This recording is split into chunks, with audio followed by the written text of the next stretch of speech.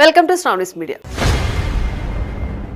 ఏపీలో ఆమ్రపాలి, తెలంగాణలో స్మితా సబర్వాల్. ఈ సూపర్ స్టార్ ఆఫీసర్లకు ఏమైంది? తెలుగు రాష్ట్రాల్లో తమ పాలనా శైలితో ప్రత్యేక ముద్ర వేసిన ఇద్దరు సీనియర్ ఐఏఎస్ అధికారులు ఏపీలో కాటా ఆమ్రపాలి, తెలంగాణలో స్మితా సబర్వాల్ ఇద్దరు అత్యంత సమర్థులైన డైనమిక్ ఆఫీసర్లుగా పేరు తెచ్చుకున్నారు.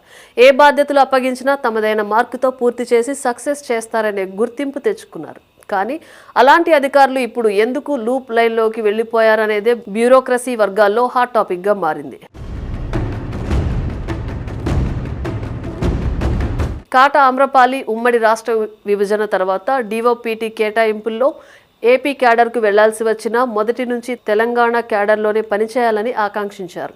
సుదీర్ఘ న్యాయ పోరాటం తర్వాత కూడా ఏపీకి వెళ్ళక తప్పకపోవడం, అక్కడ అనుకూల వాతావరణం లేకపోవడంతో వరుస సెలవుల్లోకి వెళ్లిపోయి చివరికి పోస్టింగ్ లేని బదిలీ ఎదుర్కొన్నారు. స్మితా సబర్వాల్ తెలంగాణలో సుదీర్ఘకాలం పాటు సీఎంఓతో పాటు పలు కీలక శాఖల్లో క్రియాశీలకంగా వ్యవహరించిన ఆమె రాష్ట్రంలో ప్రభుత్వం మారిన తర్వాత ఇతర అధికారుల తరహాలో బ్యూరోక్రాటిక్ లౌక్యం ప్రదర్శించలేకపోయారు. కొత్త పాలనా ప్రాధాన్యతలకు సరితూగలేకపోవడం, ప్రభుత్వంపై పరోక్షంగా విమర్శలు చేయడంతో ప్రాధాన్యత కోల్పోయారు. లూప్ లైన్ బాధ్యతల కంటే సెలవుల్లో ఉండటానికే ఆమె ఎక్కువ ప్రాధాన్యతనిచ్చారు.